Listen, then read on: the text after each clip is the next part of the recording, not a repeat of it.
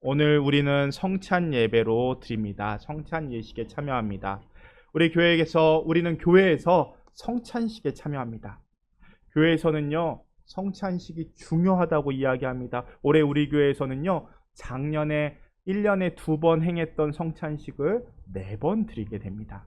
성찬식에서는 도대체 무슨 일이 일어나기에 우리는 성찬 예식에 참여해야 되는 걸까요? 성찬보다 우리 애찬이라고 하죠. 차라리 함께 밥을 먹는 애찬식이 더 이야기도 나누고 마음도 나누고 중요하지 않을까요? 이 조그만 빵 덩어리 하나, 빵 조각 하나, 그것도 오늘은요, 얇은 밀전병으로 우리가 성찬을 나눕니다. 이 얇은 밀전병 하나 그리고 조그만 컵 하나 받아서 한 모금도 되지 않는 우리 포도주를 마시게 됩니다. 목사님은 앞에서 평소에 입지도 않는 가운을 입고요. 예수님께서 잡히시던 날에 대한 말씀을 읽습니다. 우리는 그렇게 성찬합니다. 그런데 이 성찬 도대체 왜 하는 걸까요? 성찬에서는 도대체 무슨 일이 일어나는 걸까요? 그래도 성찬을 하는 이유는 알 것 같습니다. 우리가 성찬 시작할 때요, 많은 경우에 고린도전서 우리 11장 23절 24절 말씀으로 시작됩니다. 우리가 23절 24절 함께 읽어보겠습니다. 내가 너희에게 전한 것은 주께 받은 것이니 곧 주 예수께서 잡히시던 밤에 떡을 가지사 축사하시고 떼어 이르시되 이것은 너희를 위하는 내 몸이니 이것을 행하여 나를 기념하라 하시고. 자, 이 말씀에서도 확인할 수 있듯이요, 성찬 예식은 언제요? 예수님께서 언제 잡히시던 밤에 행하던 모습, 만찬의 모습이고요. 24절 마지막 구절에 있는 것처럼 이것을 행하여 나를 기념하라라고 말씀하십니다. 그러니까 예수님께서 이것을 행하여 나를 기념하라라고 말씀하셨습니다. 쉽게 이야기하자면요, 성찬을 행하는 이유는요, 이것을 행하라고 예수님께서 말씀 명령하셨기 때문입니다. 그런데 성찬의 의미는요, 성찬을 통해서 마지막에 뭐라고 말씀하십니까? 나를 기념하라. 예수님을 기념하라는 겁니다. 그러니까 예수님을 기념하는 것이 성찬의 의미입니다. 성찬과 말씀, 성찬 예전이라고 하고요. 오늘처럼 설교를 통해서는 말씀 예전이라고 합니다. 이 성찬 예전과 말씀 예전은 기독교 예배의 핵심입니다. 중요한 두 축입니다. 하나님과 예수님 그리고 성령님을 알 수 있고 경험할 수 있는 통로이기 때문입니다. 그래서요, 우리는 말씀 예전을 통해서 말씀을 읽고 예수님을 알아가고요. 성찬 예전을 통해서 성찬 예전을 보이는 말씀이라고 합니다. 그러니까 예수님께서 몸과 피를 우리에게 나눠주신 그 예수님을 보게 됩니다. 성찬에 대해서는 드릴 말씀이 참 많습니다. 특별히 제가 공부했던 예배학에서는요, 성찬은 한 학기, 두 학기로 끝나는 수업이 아닙니다.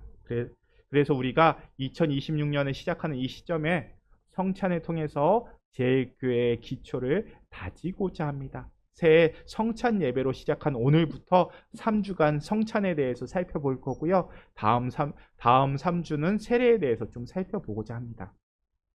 우리는 성찬과 세례를 성례라고 부릅니다. 성스러운 예전이란 뜻이죠. 성찬 예식, 세례 예식, 성찬 예전, 세례 예전이라고 부릅니다. 그런데 로만 카톨릭 교회에서는요, 이 성례를 7개로 구분합니다. 성당에서는요, 7성례라기보다는 7성사라고 이야기합니다. 성례보다 성사라는 단어를 사용합니다. 하지만 영어로는 모두 같은 단어입니다. 세크라멘툼이라는 단어입니다. 그래서 이것은 한국의 로만 카톨릭과 개신교가 들어오는 시기가 다르기에 번역의 차이다라고 생각하시면 좋을 것 같습니다. 복잡하게 이야기하면 또 복잡합니다. 하지만 간단하게 번역의 차이다라고 생각하시면 좋을 것 같습니다. 돌아가서 성례는요, 눈에 보이는 말씀입니다. 성례전은요, 보이지 않는 하나님의 은혜가 눈에 보이는 방법으로 경험하는 예전을 뜻합니다. 그러니까 하나님의 은혜를 받는 예식입니다. 로만 카톨릭에서는요, 칠성례, 정확하게는 칠성사를요 어떻게 이야기하냐면요, 화면을 보시면은 세례성사, 견진성사, 성체성사, 고해성사, 혼인성사, 병자성사, 성품성사, 이렇게 7개의 성사로 진행이 됩니다. 자, 하나씩 볼게요. 세례성사는요, 우리가 잘 알고 있는 세례식입니다. 그리고 그 뒤에 있는 견진성사는요, 우리 교회의 입교라고 생각하시면 됩니다. 그리고 성체 성사가 바로 성만찬 예전입니다. 영성체 받는다고 하죠. 영성체. 예, 그렇죠? 예수님의 몸을 받는다는 뜻입니다. 그래서 성체 성사, 예수님의 몸을 성스러운 몸을 받는 성사, 그래서 성체 성사라고 합니다.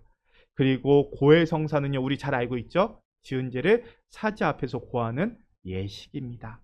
혼인 성사는 결혼 예식이고요. 병자 성사는 아픈 사람을 위한 예식이고요.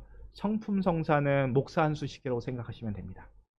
이렇게 교회 역사 가운데 사람이 태어나서 겪게 되는 중요한 순간마다 성사로 진행이 됩니다.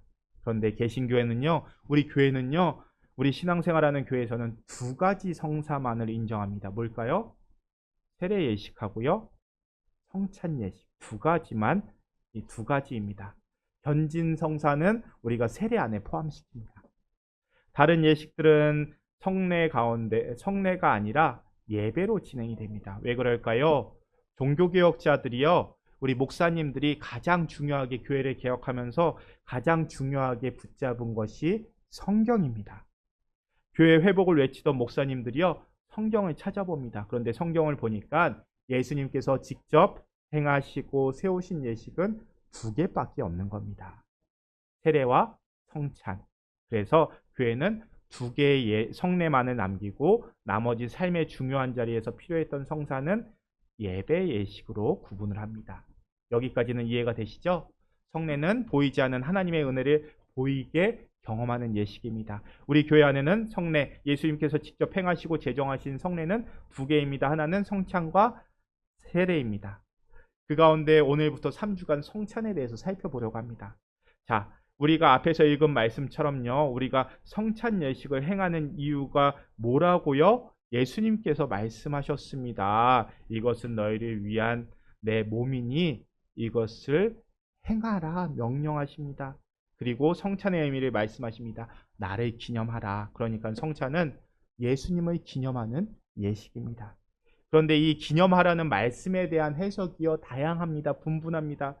카톨릭은 이 기념하라는 의미를 다시금 이 사건을 재현한다, 다시금 그 사건으로 경험한다라고 해석합니다. 그래서요, 카톨릭에서는요, 사제가 성찬의 빵과 포도주에 축성하는 순간 이 빵이 실제로 예수님의 몸으로 변하고 포도주는 예수님의 피로 변한다라고 믿습니다.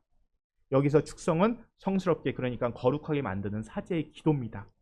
그래서 로만 카톨릭에서는요, 이 축성된 포도주, 축성 기도를 한 포도주가 혹시라도 실수로 땅에 떨어진다, 어떻게 해야 될까요?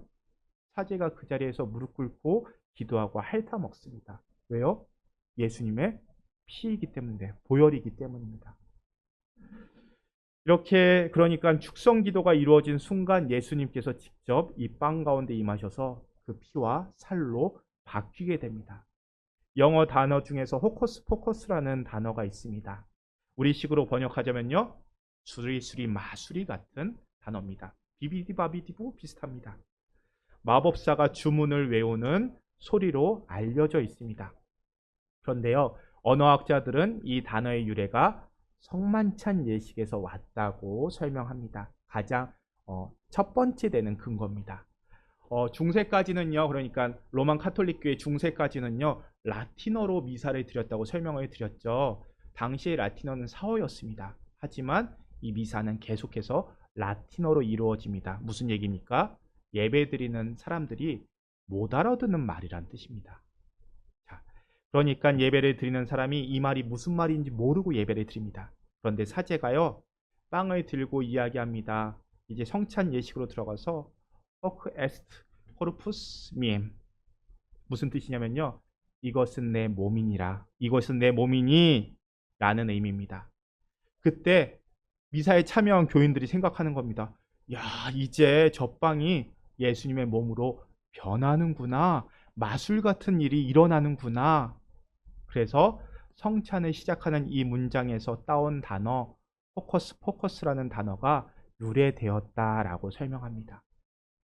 이렇게 로만 카톨릭은요, 지금도 성찬은 예수님의 실제 몸을 먹는 예전이라고 믿습니다.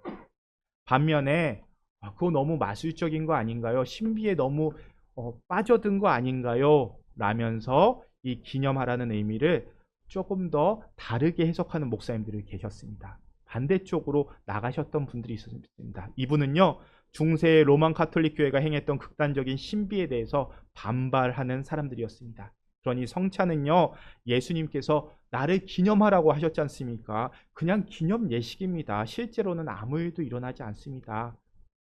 중요한 것은요, 우리가 성찬을 통해서 예수님께서 우리를 위해서 십자가를 지셨다는 것을 기억하는 거지, 성찬이 마술과 같은 일은 아닙니다라고 설명하는 목사님들도 계셨습니다. 그냥 우리는 기억하는 겁니다라고 설명을 합니다. 우리는 어떤 입장일까요? 우리는요, 장로교회입니다. 정확하게는 예수교 장로의 통합측입니다. 종교개혁자 깔백 목사님의 신학에서 출발하는 교회입니다. 그래서 우리 입장은요, 예수님께서 영적으로 이 빵과 포도주에 영적으로 임하신다라고 고백합니다. 자, 우리의 입장을 설명하기 전에요, 교회가 기념하라는 의미를 어떻게 해석하는지를 먼저 설명해야 될 것 같습니다. 교회에서 기념하라는 의미는요, 신학적 용어로는 아남네시스라고 합니다. 이런 신학적 용어를 사용합니다. 이 아남네시스가 어떤 개념인지를 알려드리기 위해서 제 아내 이야기를 잠시 할까 합니다. 제가 한국에 있을 때 신방 중에 이렇게 신방 다니다 보면요, 어르신들이 이것저것 잘 챙겨주십니다. 저희 계신 진영 권사님 같은 분들이 어느 날은 진영 권사님 같은 분이 제 손에 박하사탕 2개를 이렇게 꼭 쥐어주십니다. 예, 그러면서 목사님 먹어 하고 쥐어주십니다. 근데 신방 중이었기 때문에 주머니에 넣어뒀습니다. 그렇게 잊고 있었는데 어느 날 제가 운전 중에 주머니에 있는 박하사탕 2개를 발견했습니다. 입이 심심해서 잠도 깰 겸 박하사탕을 하나 제가 먹고 하나를 제 아내를 줬습니다. 그런데 아내가 박하사탕을 봤더니 잠시 멍해지더니 이내 표정이 우울해지고 다시금 미소를 띠는 겁니다. 그래서 아내한테 물어봤습니다. 당신 무슨 생각해? 그러자 아내가 대답합니다. 이 박하사탕만 보면 돌아가신 외할머니가 생각이 나요 라고 대답을 합니다. 제 아내는요, 중학교 때 그리고 고등학교 때 부모님과 떨어져서 외할머니랑 단둘이 살았다고 합니다. 제 아내가 3남매인데 우리 아버지가, 그러니까 장인어른이 농장 문제로 이사를 하면서 전학에 따른 행정적인 문제가 좀 생겼습니다. 그래서 저희 아내만 따로 외할머니랑 살아야 되는 상황이 됐습니다. 그래서 외할머니랑 단둘이 살았습니다. 지금은 고인이 되신 외할머니께서 박하사탕과 초코파이를 많이 좋아하셨다고 합니다. 특히 어르신들 단 거 좋아하시죠? 그래서 초코파이, 박하사탕 좋아하셨는데 그 가운데서도 박하사탕을 그렇게 좋아하셨다고 합니다. 그래서 아내는요, 밖에서도 이렇게 다니다가 박하사탕이나 초코파이가 보이면은 외할머니 생각이 나서 꼭 사다가 외할머니께 드렸다고 합니다. 그런데 어르신들은요, 그냥 안 드시죠. 꼭 이렇게 숨겨 놓으십니다. 예, 저희 안 뺏어 먹는데 그냥 드셔도 되는데 꼭 숨겨 놓습니다. 외할머니도 그렇게 여기저기에 숨겨 놓고 드셨다고 합니다. 장롱 안에도 숨겨 놓으시고 찻장 안에도 숨겨 놓으시고 이 공간 저 공간만 있으면 그렇게 숨겨 놓고 드셨다고 합니다. 그렇게 함께 살던 외할머니가 제 아내가 대학교 3학년이 되었을 때 돌아가십니다. 97세의 나이로 하나님의 부르심을 받습니다. 장래 경험해 보신 분들은 한결같이 하시는 말씀이 장래 때는 그렇게 힘들고 슬픈 거 모른다고 합니다. 처리해야 될 일들도 많고 사람들도 북적북적해서 그때는 실감이 잘 나지 않는다고 합니다. 그런데 언제 슬픔이 마음속 깊은 곳으로 찾아오느냐? 장례 마치고 돌아와서 유품 정리할 때, 그렇게 유품을 하나 둘씩 꺼내 볼 때 그렇게 묶어놨던 감정이 한꺼번에 몰려온다고 합니다. 그런데 그렇게 유품을 정리하는 가운데 아내는요, 슬픈 게 아니라 웃을 수밖에 없었다고 합니다. 왜요? 할머니 유품을 정리하려고 할머니가 사용했던 서랍을 열었는데 그곳에 초코파이랑 박하사탕이 있는 겁니다. 그 박하사탕 보면서 할머니가 이거 참 좋아하셨는데 하면서 다시 한번 할머니를 떠올리면서 그 물품들을 정리합니다. 그렇게 감정을 추스리고 유품을 정리를 계속합니다. 그런데 이곳을 열어봐도 박하사탕이 있고, 이곳을 열어봐도 초코파이가 숨어 있고, 집안에 이렇게 많은 공간이 있었나 싶을 정도로 곳곳에 박하사탕과 초코파이가 있는 겁니다. 유품을 다 정리하고 밤이 늦어서 이제는 자고 내일 해야겠다라고 생각을 하고 이불장을 열었는데 이불장 안에도 박하사탕이 있습니다. 그리고 박하사탕을 다시 정리하고 이불을 피고 누워서 베개를 비고 자려고 하는데 이불이 좀 이상한 겁니다. 그래서 이불 지퍼를 열어보니 이불 안에도 박하사탕이 있었습니다. 아마 외할머니가 연세가 있으셔서 97세 하나님의 부르심을 받으셨거든요. 워낙 여러 곳에 숨겨놓으시고 숨겨놓으신 것 잊어버리셨나 보다라는 생각이 들었다고 합니다. 그래서인지 아내는요, 아직도 박하사탕과 초코파이, 특별히 이 박하사탕만 보면요, 그렇게 할머니가 떠오른다고 합니다. 아니, 할머니가 떠오르는 것을 넘어서 할머니를 다시 만나는 것 같다고 합니다. 박하사탕을 가져다 드리면 그 자리에 저렇게 하나를 까서 드시던, 입에 넣고 오물오물 드시던 할머니가 앞에 앉아 계신 것 같다라고 합니다.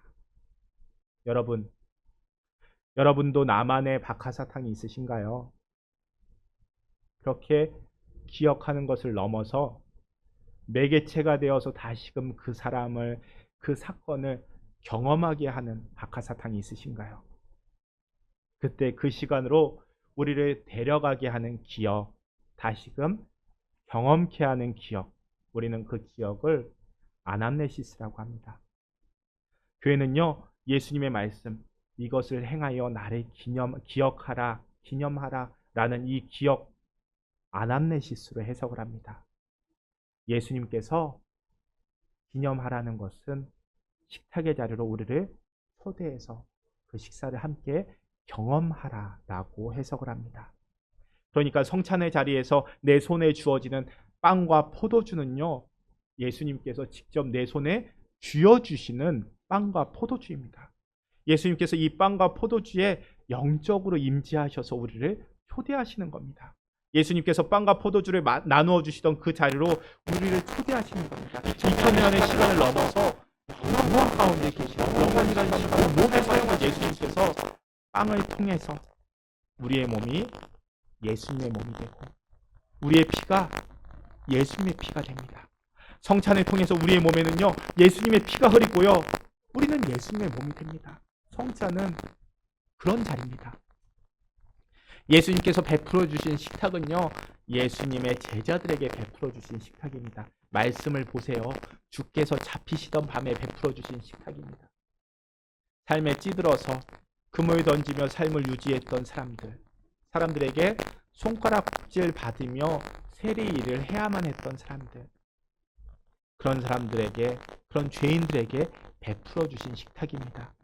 제자들은요, 예수님께서 나누어 주신 빵을 먹고 용서받은 죄인으로 예수님과 함께 살고 예수님과 함께 고통당하고 예수님의 이름으로 기도할 수 있는 능력을 얻게 되는 식탁이었습니다. 간단히 이야기하자면요, 이 식탁을 통해서 죄사함 얻고요, 예수님의 제자로서의 은혜를 덧입게 됩니다. 이것을 행하여 나를 기념하라라는 것은요, 이제 죄사함 받고 구원의 능력을 경험하는 자리라는 뜻입니다. 그리고 성찬은요, 과거에 있었던 일을 회상하는 것이 아니라, 기억하는 것이 아니라 그 식탁을 내가 지금 경험하게 됩니다. 받게 됩니다. 옛날에 이런 일이 있었지, 아니고요, 과거의 일이 아니라 지금 내가 예수님의 식탁에 참여하는 것이 성찬의 자리입니다. 예수님께서 베풀어 주시고 예수님께서 나와 함께 하시는 그 식탁을 지금 경험하는 겁니다. 이것을 행하여 나를 기억하라, 그런 말씀입니다. 그래서 교회 역사를 보면요, 성찬 아무에게나 주지 않았습니다. 성찬의 자격은요, 예수님을 구주로 고백하는 세례받은 자여야만 합니다. 그런데 거기서 끝나지 않습니다. 목사가요, 성찬을 앞두고 신방을 합니다. 그래서 성찬 받기에 합당한 삶을 살았는지를 점검합니다. 예를 들어서 한 교인이 거짓말을 했다고 죄를 고백합니다. 그러면요, 목사는 그 교인에게 한 주간 성찬에 참여하지 마시고 더욱 죄를 고백하며 회개하는 기도를 드리십시오라고 권면합니다. 그렇게 교인들 스스로 성찬 받기에 합당한 삶을 살아가기 위해서 노력했습니다. 그런데 성찬의 자리는 예수님을 만나는 자리이기에 함부로 나아가지 않았다는 뜻입니다. 스스로 부족하다고 생각이 들면 회개하고 제자로서의 삶을 회복하는 데 집중합니다. 성찬은요, 예수님께서 친히 직접 제정하신 예전입니다. 예배의 자리입니다. 성찬은 예수님을 만나는 자리입니다. 영적으로 빵과 포도주에 임재하시는 예수님을 만나고요, 예수님의 살과 피를 덧입는 자리, 말씀을 덧입고 은혜를 경험하는 자리입니다. 권면드립니다. 성찬의 자리에 두렵고 떨리는 마음으로 설 수 있기를 바랍니다. 성찬 눈에 보이는 하나님의 말씀입니다. 귀로 들리는 말씀이 아니라 살과 피로 받아들이는 말씀입니다. 그런 성찬의 자리에 사모하시고 성찬을 통하여 예수님을 경험할 수 있기를 바랍니다. 합당한 삶을 지켜내시고 나를 위하여 살과 피를 내어주신 예수님을 기념하고 만나는 자리가 될 수 있기를 바랍니다. 우리 함께 기도하겠습니다. 은혜가 많으신 주님 감사합니다. 우리가 예수님의 제자로 나아갑니다. 우리를 위하여 살과 피를 모두 우리에게 주신 예수님과 하나 되게 하여 주옵소서. 우리 혈관에 예수님의 피가 흐르고 우리 몸이 예수님과 같이 되며 무엇보다 우리의 마음에 예수님을 모실 수 있게 하여 주옵소서. 우리를 위하여 살과 피를 베풀어 주신 예수님의 이름으로 기도합니다. 아멘.